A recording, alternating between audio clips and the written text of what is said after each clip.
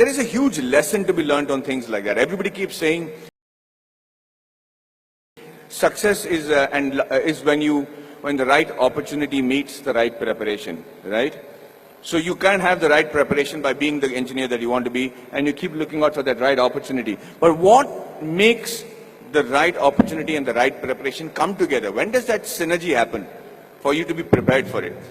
Because like they say, if you're prepared but you don't get the opportunity, it's useless. If you have the opportunity, you're not prepared, it's not useless. But they have to meet at a point, right? And that meeting happens because you will it to happen, because you want it so badly to happen.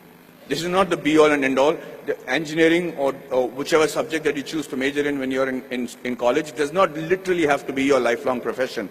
But give it a shot. At least know if that is a profession that you really want to pursue and excel in, because that's the only way you'll survive, is if you excel in it.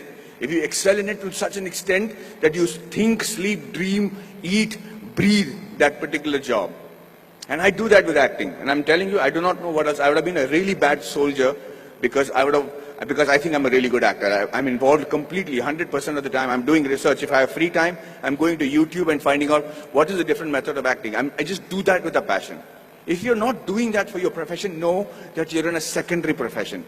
Know that you're doing something which the Lord has not made you to achieve glory in. So you have to give it that shot.